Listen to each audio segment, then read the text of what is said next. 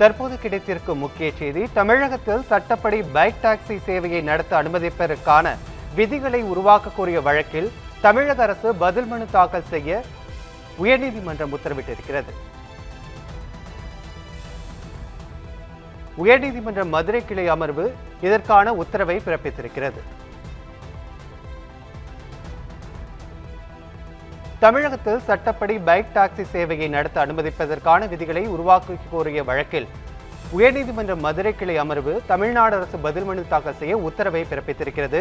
இது குறித்த கூடுதல் விவரங்களை வழங்குவதற்காக எமது செய்தியாளர் சக்திவேல் இணைப்பில் இணைகிறார். வணக்கம் சக்திவேல், கூடுதல் விவரங்களை பதிவு செய்யலாம். நிச்சயமாக வணக்கம் ராஜேஷ்.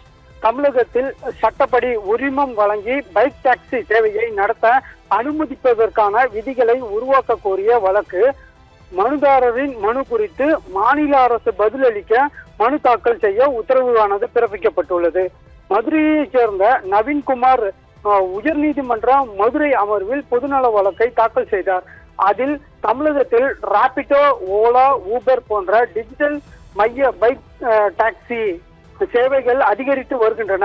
இவை பலருக்கு பயனளிக்கக்கூடிய வகையில் உள்ளன. ஆனால் இந்த சேவைகளை ஒழுங்குபடுத்துவதற்கான அரசின் திட்டமோ விதிகளோ தமிழகத்தில் இல்லை.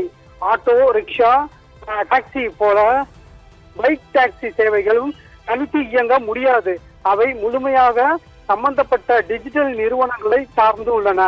ஆனால் இந்த நிறுவனங்கள் மாநிலம் முழுவதும் எந்த கட்டுப்பாட்டும் இல்லாமல் தங்களது டிஜிட்டல் தளத்தை இயக்கி வருகின்றன. அதே சமயம் பைக் டாக்ஸி ஓட்டுநர்கள் மீது அடிக்கடி அபராதம் விதிப்பது, வாகனங்களை பறிமுதல் செய்வது, மோட்டார் வாகன சட்டத்தின் கீழ் குற்ற வழக்குகள் பதியப்படுவது போன்ற நடவடிக்கைகள் எடுக்கப்படுவதால் ஓட்டுநர்கள் தண்டிக்கப்படுகின்றனர்.